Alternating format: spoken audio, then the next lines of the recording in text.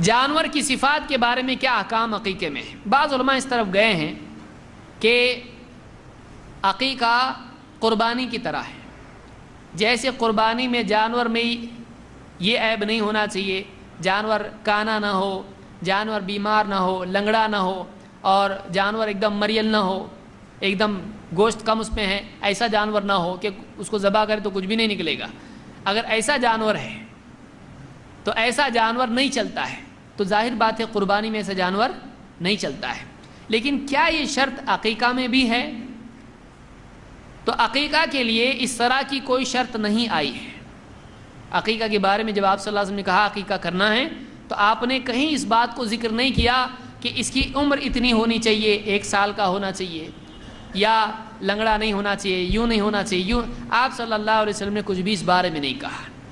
تو بعض علماء اس طرف گئے ہیں جیسے کہ ابن حزم، انہوں نے کہا کہ اگر اس طرح کا کوئی عیب بھی جانور میں ہے تو چلتا ہے، اس لیے کہ اس کے لیے کوئی دلیل نہیں ہے. لیکن عام طور سے علماء اس طرف گئے ہیں کہ نہیں، ایسا جانور ذبح نہ کیا جائے جو عیبدار ہو، ایسا جانور ذبح نہ کیا جائے جو عیبدار ہو.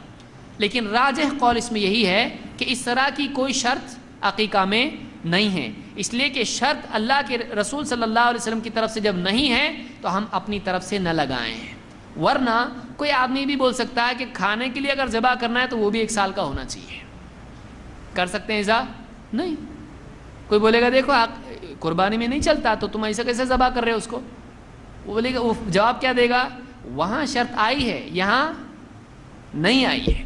تو ہم یہاں بھی وہی کہیں گے، وہاں شرط آئی ہے، یہاں آئی ہے، تو پھر کائے کو تم کر رہے ہو اس کو؟ وہاں وہ شرط نہیں ہے. جہاں شرط نہیں بتائی گئی ہے ہم زبردستی اپنی طرف سے شرط نہیں لگا سکتے ہیں. اسی لیے ابن حجر نے اس سلسلے میں یہی بات کہی ہے، اور انہوں نے یہی کہا کہ یہ سب قیاس کی بنیاد پر کہا گیا ہے. اگرچہ یہ راجح ہے، بہتر ہے کہ کریں، دیکھیں، اچھا جانور دیکھیں، کوئی شک اس میں نہیں کہ اچھا ہی جانور دیکھیں. لیکن اگر کوئی آدمی ایسا جانور ذبح کر دے جس میں کوئی عیب تھا تو اس کا عقیقہ ادا ہو گیا کہ نہیں ہو گیا؟ ہو گیا. اس کے بارے میں ہم ممانعت نہیں